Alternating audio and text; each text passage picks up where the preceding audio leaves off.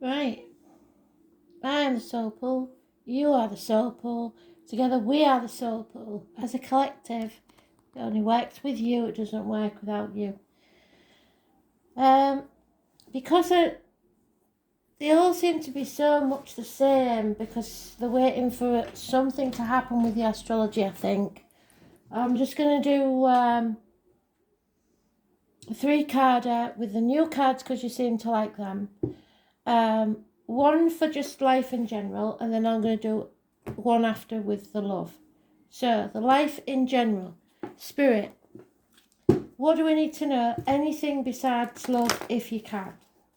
Anything that we need to know about besides love. Let's see. One card that is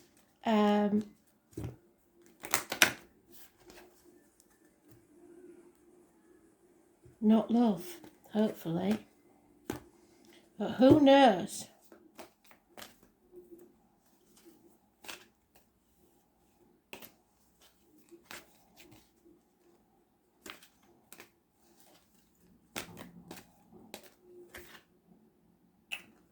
Endings and new beginnings. Whatever it is, whether it is love or not, it's the endings and new beginnings. Number 32.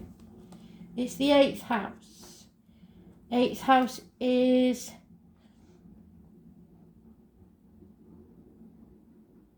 Scorpio, by the look of it. 32.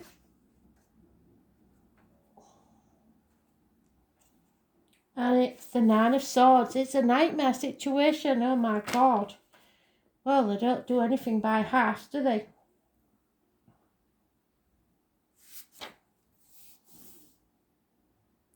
So, from the rotting body, Edward. So, what do we need to know about the 8th house, Spirit, please? We'll talk about that in a minute.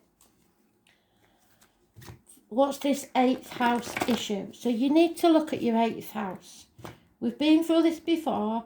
There's plenty of apps you can download that tells you what your birth chart, you need your date and your time of birth if you've got it. If not, you're going to have to see a proper astrologer like Gregory Scott who can trace back to the time that you were born through a historical astrology chart. So, if you've got your time of birth, you can find any of the free natal charts in Google and they will tell you what your sun, moon, rising, all your houses are. So it's your 8th house issue. I'm pulling 3 cards for this 8th house issue. The situation, the right course of action, and the end result.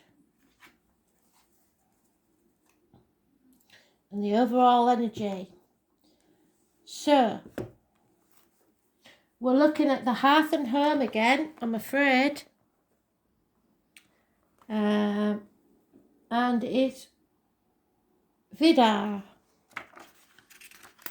It's in the reverse. I do read reversals. If you don't like it, that's just tough. Plenty of other readers, isn't they? Vidar.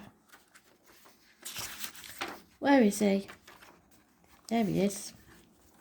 Quite a handsome chap, really. He's got the bear in the background, can you see? That's usually mother energy, mother bear. He's the berserker, the warrior. So in this situation, though, he's not very berserk. Maybe you've listened to what I said in the other random read about not losing your temper. The berserkers are the warriors of Odin who fight the sons of Muspel in the final battle of Ragnarok. So it looks like we're coming to a battle, the final battle, Judgment Day. Odin's men were fearless and wild warriors, drawing inspiration from the wilderness, from wolves in particular, and they were strong like bears. Somebody isn't, so there may be illness, bad temper, lack of will, lack of strength. The name Berserk implies wearing the clothes of the bear. One of the berserkers was Vidar, Thor's brother and one of Odin's sons, so it may be a son or a brother that we're talking about. Seen on the card with the bear totem at his back. Vidar is one to call upon for audacity in the face of adversity. Somebody isn't, somebody's cowering in the face of adversity. The bear brings strength, so there's lack of strength, there's lack of confidence and lack of courage. Fear.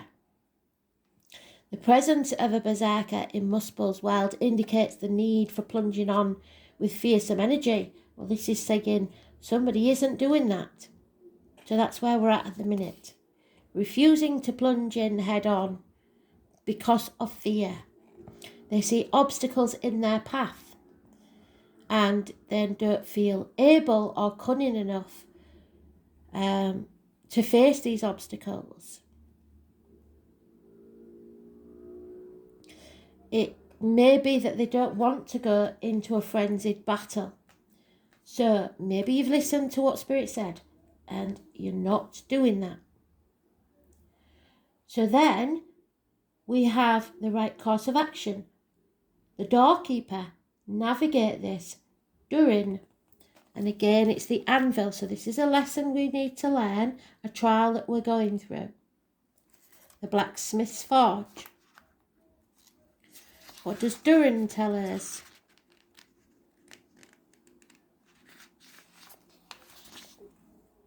He's quite stately, isn't he? Durin holds a high position among dwarfs and is sometimes named the King of Dwarfs. No door can keep Durin. He can pass through any gate or door and enter any secret or hidden compartment. So because you haven't lost your temper, you will have access to something. Or you should take access to something. Where nothing is hidden from view, things will come to light. It's a remarkable gift in the labyrinth dwelling of the dwarfs, which is full of secrets and treasures. So keep close counsel to yourself. Durin is the only one who fully knows the entire realm of the dwarfs and all its secrets. So right now, you may find out some things. You must keep them to yourself. He has full knowledge of the realm and knows its ins and outs by heart and can move freely within it. Therefore, he commands it. His presence in the spread indicates the seeker, which is you, ability to navigate a very complex situation. It might be of an economic nature or something to do with housing, real estate, or renting.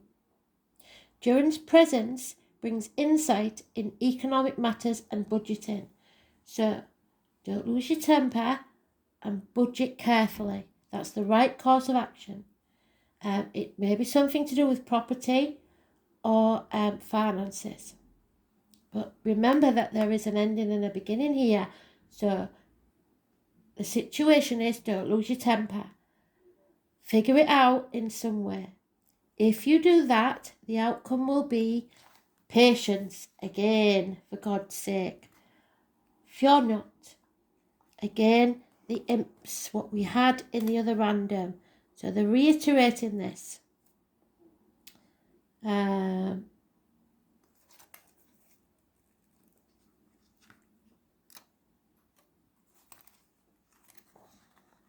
Fear not. So Fionn is the forefather of the lineage of giants that were friendly, and he is king of Nephilim. He commands some of the forces of nature, particularly in relation to water, wind, fire and ice. So all the elements. And he has these as sons, 4 sons, named Kari, the wind, Logi, the flame, Hela, the sea, and Frosty, the ice. Kari is grandfather to Snare, the snow, and his 3 daughters bear 3 different names of snow, Majol, Driffa, and Fionn. Fionn has a snow falcon in his service who brings him news. He also consults a talking head, So you may receive news and Spirit are trying to tell me, so possibly via the internet, on Skype or whatever, because it's a talking head, maybe in a what do you call them, Zoom call. Much like Odin, Fjordur can be seen as a source of nature's force. The card indicates self-control, wisdom and broad vision. This card indicates willpower, emotional sobriety and rationality in sensitive response. So be very careful how you respond to people. Like anything ancient, it can't be rushed. He represents understanding of the value of allowing some time to pass before making a decision. Don't make a gut reaction to any given situation. The ancients are influencing slowness to the seeker. Take things step by step and directs them to react slowly to any new situations or provocations that come your way. If any of your children or grandchildren accompany you in this spread, they reinforce him. However, we haven't got any, so that's good. You need to temper this situation. So you should have learnt your lesson, keep your mouth shut, and try to be patient. Take things slowly. Because the overall energy is peace and counsel. There will be no peace. This is chaos, I believe. The chaos that they want us to face head on. And again, it's the imps. So somebody is trying to cause mischief here. They're trying to push you into a certain situation so that you respond negatively. And then they've won. So don't do it. Nerthus is a goddess and a giantess, closely associated with the earth, so she could be a Taurus, Virgo, Capricorn. Might be one of the same as Jord. She is the goddess of absolute peace and cannot stand the presence of any weapons or indicators of conflict in her path. That's why you've got to be very careful not to lose your temper. 2 white cows draw her chariot on her travels, so it may be Taurus. And all weapons must be completely concealed before her arrival. So be very, very careful to keep your close counsel. Don't show your cards on the table. Be calm, because somebody is coming to cause chaos. They are not here for peace because they're in the reverse. Nerthus worshipped and had a cult following among Germanic tribes, so especially anyone with German descent. She is a goddess to call upon during conflict and does not stand in judgment, but she is at the moment because she's in reverse. Somebody is judging you and will cause conflict. You need to let it solve itself, dissolve. Some conflict will take place. The presence of Nerthus in this spread, in the reverse, means chaos. She is genderless though. She's neither male nor female, or could be both. If Nerthus and Fjordur, yes, show up in relation to a question, then tell the seeker to take no action in this conflict, to allow for time to solve it. There you go. They've just reiterated that. How fantastic is that? So you have to be very, very careful. And now we're going to find out why. Because there is a chance of an ending and a new beginning. But if you show your cards too quickly and lose your temper, you will come out worse. The name Edward is important. This is where it all goes dark and gets a bit mysterious. It's the long dark night before the dawn. A new day is on its way, but you are going to have to grapple with the chaos and the darkness and the unknown for a little while longer. It could be about sex, death, psychic powers, control, material things such as money or inheritance, that which belongs to other people. But such things you will end up owning, or at least partly. It also represents the time of year around Halloween, so the 31st of October has been mentioned and could be important to you. Or anything Gothic. The meaning is clear. You are in a period of massive transformation. Your matter in question may seem like life or death right at this minute in time. This is not a time for superficialities. You may be evaluating your life choices and there is a need for great change. Something that has been in your life for a very long time will crumble like the tower. This is not going to be a good situation. It will be a nightmare, but you must hold hard. You must build back up, but in a different way. You're not going to be able to forge ahead without taking care of this matter first, and it's going to take time. A certain change must be completed before you can move ahead. This adjustment will feel uncomfortable and will not be an easy one. Sex and death are major issues, the beginning and the end. This card means serious business.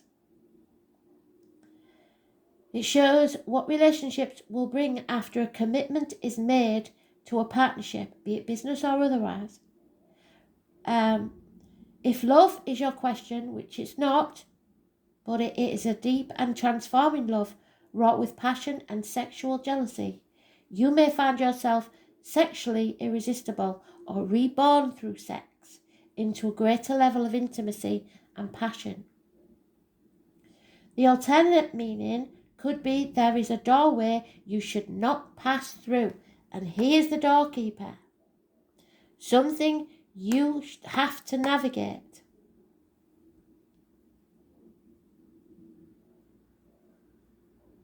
Having this card present does not mean someone is going to die.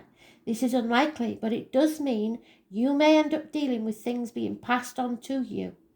Inheritance issues, deeds, trust, insurance policies, goods of the dead, alimony, child support, and even taxes. The 8th house card also indicates what a partner earns, his or her resources and finances, but can also concern something passed down from parents and grandparents. And we spoke of grandparents, didn't we? These are assets acquired from a relationship though, so possibly parents or grandparents of your partner. Psychic ability in all its forms is also one meaning. This chap's got it all, remember.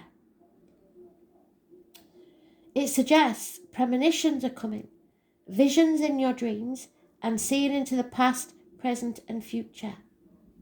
It may be that your home environment is experiencing a haunting, or you become involved in paranormal interests such as ghosts and other types of spirit. Past life information is also filed away in the 8th house, surfacing as unexplained phobias or sudden attacks of anxiety. In any event with this card, you are quite connected to the psychic realm, so listen to your instincts. Health-wise, the 8th house card means a long-term illness with extended period of recovery for someone who is connected to you. So there, again, the long term. The 8th house indicates where the elderly or very sick go to die, or a place of healing, but there is no cure. There will be jealousy and rivals, sabotage, stalking are all issues of the 8th house. So like I said, somebody's waiting to trip you up. They will bait you. Do not bite.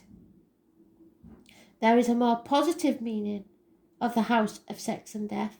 You may experience a penetrating insight into a situation, or go through a time of renewal. This is your second chance at life. It will be made over, and you become a builder. So darkness comes before the tower falls, but there is a much better one to replace it. So don't panic and don't play into people's hands. A transformation is about to take place. The afterlife, the beginning or the end, being born again, witchcraft, candle burning, spells, curses and jinxes. But you are protected by your ancestors. Somebody is messing with black magic here. Psychic gifts, premonition, the darker side.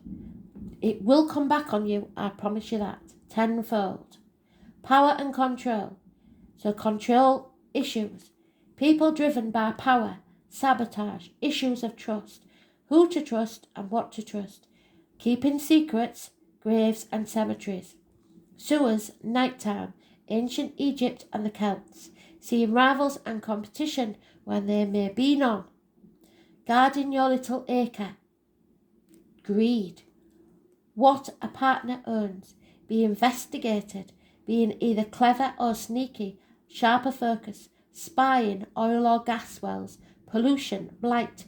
The serpents, those born 1965 plus or minus 12 February to February. Illicit love affairs. Never feeling loved enough. Feeling strongly tied to someone. Sexual joy, orgasm, heavy petting, the Kama Sutra, the genitals, lower colon and anus, fame and money, hauntings, spirits, ghosts and relatives who have passed on. So if anybody passed from colon or prostate or something like that, cancer, they may be trying to talk to you. Failed relationships, being led to new ones. There is a passing away of the old. There's something to do with shared resources, legacies, dangers, the occult, ghosts, and debts that must be paid. So, and a very spooky thunderstorm starts just as we start doing that. Couldn't ask for better, could I? So that was good. We're going to pick one card and use the bottom card as clarifying spirit plays. Number 32 could be important for you in some way.